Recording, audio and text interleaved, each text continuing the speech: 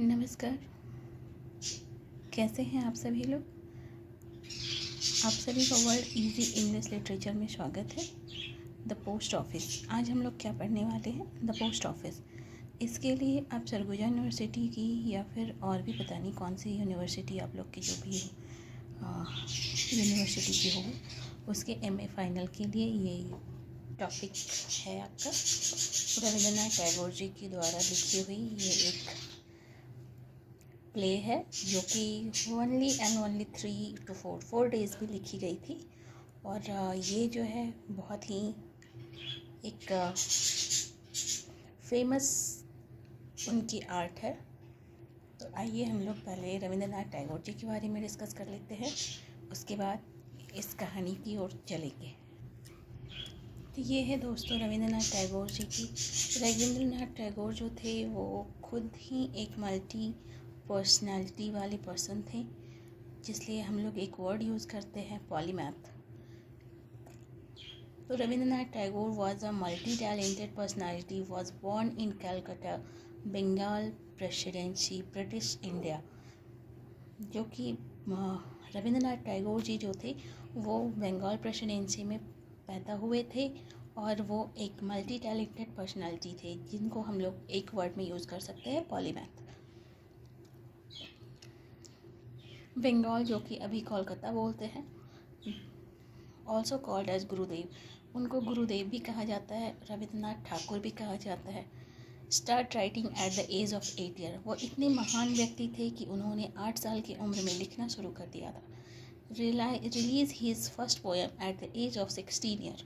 उनकी पहली पोएम जो है वो 16 ईयर में रिलीज़ हुई थी। वो एक पोएट थे, नॉवेलिस्ट थे, राइटर थे, ड्रामेटिस्ट थे, एसेइस्ट थे, स्टोरी राइटर थे, प्ले राइटर थे, कंपोज़र थे, फिलोसोफर थे, सोशल रिफॉर्मर थे, एजुकेशनिस्ट थे, लिंग्विस्टिक एंड पेंटर थे। इनके पिताजी का नाम देवेंद्रनाथ ठाकुर था और मदर का नाम शारदा देवी था। इनका जन्म हुआ था 7 मई 1861 में और इनकी मृत्यु हुई थी 7 अगस्त 1941 में। इनका पेन नेम था, मतलब पुकारू नेम जिसे बोलते हैं, उनको बोलते हैं भानु सिम्हा। ये पीरियड था बंगाली रेजिडेंस का। इनके नोटेबल वर्क थे जो क्या थे, गीतांजलि। आप इनको भी एक पॉइंट हाईलाइट कर सकते हैं। गीतांजलि, जन गण मन जो नेशनल एंथम है हमारा, रविंद्र संगीत के जनक कहे जाते हैं, और post office ETC। Post office जो अभी आपको पढ़ना है, और इनकी पत्नी का नाम था मृणालिनी देवी।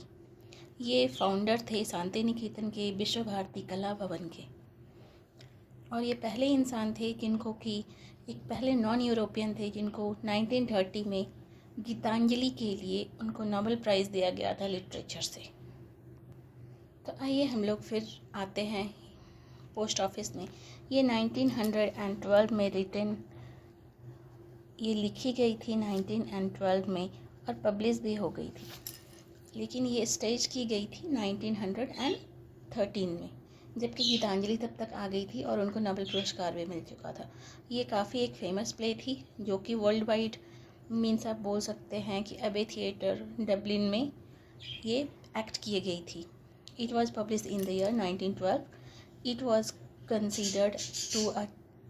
Concern to a child Amal, a child confined to his adoptive uncle. जो अमल के और एक प्रोटैगनिस्ट है जो कि एक छोटा सा बच्चा है, और उसे क्या किया गया है, उसे घर में अरेस्ट कर दिया गया है because he was suffering from a incurable disease. It was written in only 4 days. जैसा कि मैंने आपको स्टार्टिंग में ही बताया था कि ये एक ऐसी आर्ट है रविंद्रनाथ टैगोर जी की जो सिर्फ और सिर्फ 4 दिन में लिखी गई थी। It was originally written in Bengali language, but ये ट्रांसलेट की गई थी, और इसको ट्रांसलेट करने के बाद ये इंग्लिश जो ड्रामा थे उसका भी एक पार्ट बन गया। इसलिए इसे हम लोग क्या करते हैं, इंडियन इंग्लिश लिटरेचर में भी पढ़ते हैं। तो फर्स्ट प्लेड इन इंग्लिश 1913। जब ये बंगाली में थी तब इसका नाम था डाकघर, बाय द अबे थिएटर इन डबलिन। जब इसको ट्रांसलेट कर दिया गया तो इसको कहाँ एक्ट किया गया था, अबे थिएटर डबलिन में। It was directed by W.B. Yeats and Lady Grogery. It was staged during World War II 19 and 14। आइए हम इसके समरी में आते हैं। The post office deals with the longing of freedom of Amal, a little boy who had been ill and confined to his room and not allowed to go outside। क्या था कि इसमें एक पोस्ट ऑफिस जो है वो एक छोटा सा बच्चा है, एक लिटिल बॉय जो कि एक सीवियर डिजीज से सफ़र कर रहा है और इस कारण से उसे अपने रूम से बाहर जाने के लिए परमिशन नहीं होता है, उसे अपने रूम में ही कैद कर दिया गया है। He sits at the window and question or talk everybody that passes by his window। और उसके खिड़की के आसपास से जो भी जाते आते रहते हैं उनसे वो बात करता है। He is tired of sitting and talking to strangers। अब वो थक चुका था स्ट्रेंजर्स से बात करने में और अपनी खिड़की के पास में बैठने में। He is informed by the watchman that और ऐसे ही वो अलग अलग लोगों से बात करता है। कभी वो डेयरी मैन दही वाला जो होता है उससे बात करता है, कभी वो फूल चुनने वाली एक लड़की रहती है जो फूल कलेक्ट करती है, छोटी सी लड़की सुधा, कभी उससे बात करता है। तो कभी वो पोस्टमैन से, कभी वॉचमैन से। पोस्टमैन तो नहीं आता है, पोस्टमैन लास्ट में आता है, सॉरी। लेकिन क्या होता है कि यहाँ पे वो रोड के पास में बैठा बैठा सबसे बातें करते रहता है और वो ये सोचता है, उसका वॉचमैन जो होता है वो उसे बताता है कि रोड के उस साइड में क्या होता है, एक पोस्ट ऑफिस बना हुआ है जहाँ की राजा का जो मैसेंजर होता है, राजा को जो भी मैसेज भेजना रहता है वो सभी को अपना मैसेज भेजता है फॉर हिम। और वो ये सोचता है कि किसी दिन राजा के पास से उसके पास भी एक लेटर आएगा और he may get a letter for him from the king with the passing of time. जैसे जैसे समय बीतता गया उसकी इलनेस और भी बढ़ती गई और उससे अब खिड़की के पास भी बैठने के लिए परमिशन नहीं था। अमल इमेजिन करता था, क्योंकि ये स्ट्रॉन्ग इमेजिनेशन का बंदा था, और वो इमेजिन करता था कि पोस्टमैन जो है वो आएगा और हिल के साइड से, हिल के नीचे आएगा और वो उसे कुछ इन्फॉर्मेशन देगा राजा का, और मे बी उसे अपॉइंट करेगा एज अ पोस्टमैन। एक दिन क्या होता है कि ऐसे ही वो विलेज मैन से, विलेज हेड मैन से मिलता है और वो उसको ये बातें बता देता है कि राजा जो है वो क्या करेगा, उसके लिए एक लेटर लिखेगा और किसी दिन वो उसे मिलेगा। तो ये बात क्या होता है, क्योंकि जो विलेज हेड मैन रहता है वो उसके अंकल को, जिसको वो एडॉप्ट करके रखता है, तो उनका नाम रहता है माधव। और माधव जो है वो माधव की और जो विलेज का हेडमैन रहता है उन दोनों की बनती नहीं है, इसलिए उसने सोचा कि इसे मज़ा चखाने का एक मौका मिला है, चलो इसके बारे में बता देते हैं कि वो अपनी हैसियत से बढ़कर के सोच रहा है। और इसलिए सोचते हैं कि राजा जो है वो क्या करेगा, माधव का एडॉप्टेड बेटा जो है अमल, उसको लेटर लिखेगा। ओके,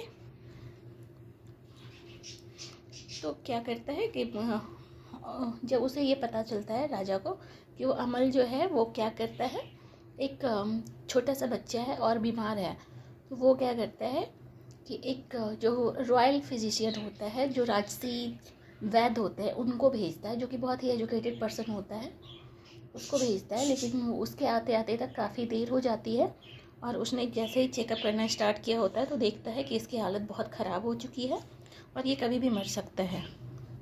तो इसलिए उसे कहते हैं कि रूम के खिड़की दरवाजे खोल दो, इसको हवा लगने दो, इसे धूप लगने दो। कहाँ तो उसे पैक कर दिया गया था, लेकिन यहाँ पे क्या था कि जो नॉलेज के कमी के कारण माधव जो था एक मनी माइंडेड पर्सन था, और वो क्या किया था, एक जैसे झोला छाप अपने आसपास के लोकेलिटी वाले जो डॉक्टर होते हैं ना, जिनको ज़्यादा नॉलेज नहीं होती है, उनसे ही उसका ट्रीटमेंट करवा रहा था, जिसने उसे कैद करके रखा था। और जब रॉयल फिजिशियन आता है तो वो उसे कहता है कि ये पूरे खिड़की दरवाजे खोल दो और इसे अच्छे से खुली हवा में सांस लेने दो। लेकिन देर हो चुकी थी और धीरे धीरे वो फॉलन स्लीप, और वो सोने के लिए जैसे ही होता है, फिजिशियन आकर के चेक करता है और पता चलता है कि वो अब सो गया, हमेशा के लिए सो गया, अब वो कभी उठेगा नहीं। उतने में सुधा आती है, एक लिटिल फ्लावर गर्ल जो फ्लावर्स को कलेक्ट करती थी, मैंने पहले भी कहानी में कहा था। वो आती है और कहती है व्हेन ही विल अवेक। तो जो रॉयल डॉक्टर था उसने कहा directly the king come and call him. यहाँ पे एक सिम्बॉलिज्म यूज़ किया गया है कि किंग मीन्स आप गॉड को रिलेट कर सकते हैं कि जब भगवान आएंगे और उसे उठाएंगे डायरेक्टली तभी वो उठेगा। Death to the placid world, sorry physical world, being him awakening in the world of spiritual freedom. अब क्या हो रहा है कि वो फिजिकल वर्ल्ड में सो गया, लेकिन उसका उठने का टाइम क्या होता है, कहाँ होता है, वो वर्ल्ड ऑफ स्पिरिचुअल फ्रीडम। ये क्या मिलता है, यहाँ से डेथ हो रहा है लेकिन हमारी स्पिरिचुअल फ्रीडम हो जाती है। यहीं पे कहानी जो है वो ख़त्म होती है। और post office is a symbolic representation of two thoughts, reflection, one death and a mysterious call from the far off. The symbol of the letter is the most suggestive and significant in the play. अब इसके बाद हम लोग क्या कर सकते हैं, main idea इसके क्या है, peace, life, death and spirituality. The post office deal with the longing for freedom of Amal, a little boy who had been ill and confined to his room and not allowed to go outside, जिसे कि घर से बाहर जाने के लिए भी allow नहीं था due to lack of knowledge. A poignant reminder of the beauty of life, the power of imagination, and the profound impact we can have on one another, even in the face of adversity.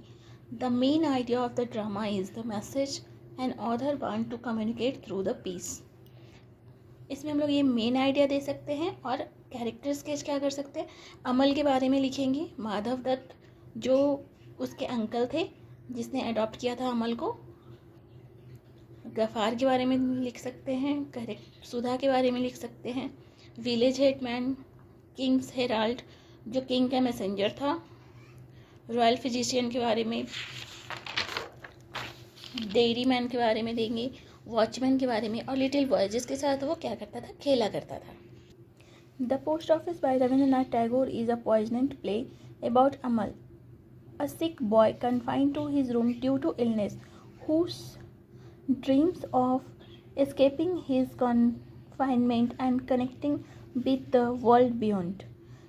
Means क्या बोल सकते हैं, ये एक ऐसी कहानी है जो एक अमल, एक बीमार बच्चे के बारे में है जो कि क्या करता है, अब ऐसा इमेजिनेशन करता है कि वो किसी दिन इस जगह से आज़ाद होगा और बियॉन्ड द वर्ल्ड, मतलब वो वर्ल्ड के बाहर जाएगा। मतलब यहाँ पे एक मेटाफिजिकल एलोगरी आप यहाँ पे चेक कर सकते हैं कि इन्होंने बहुत अच्छे से मेटाफर्स और एलोगरी का यूज किया है।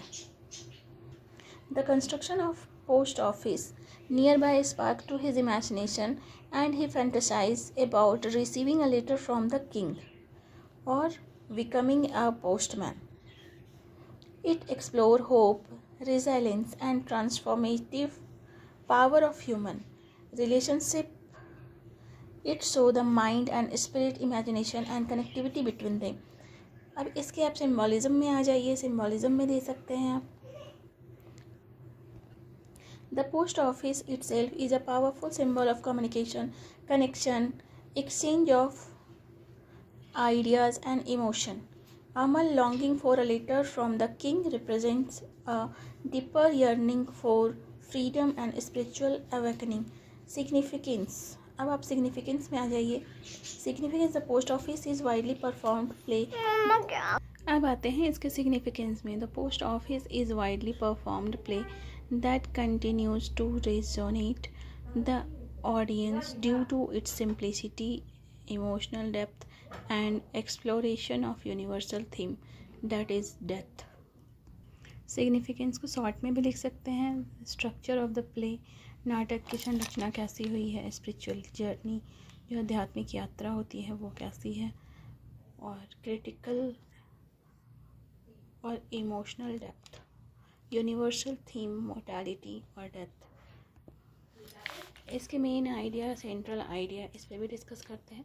Central idea, death as a release both physical and spiritual. Second one में आते हैं human concentration, imagination and the power of hope, theme of loss and gain. Main theme में क्या आ जाएंगे, डिलीवरेंस। डिलीवरेंस का मतलब होता है उद्धार, यहाँ पे मैंने मेंशन भी किया है। Main theme of the play, deliverance is the liberation of Amal from the house arrest. क्या था उसका? उद्धार होना अमर का, जो घर में हाउस अरेस्ट हो चुका था।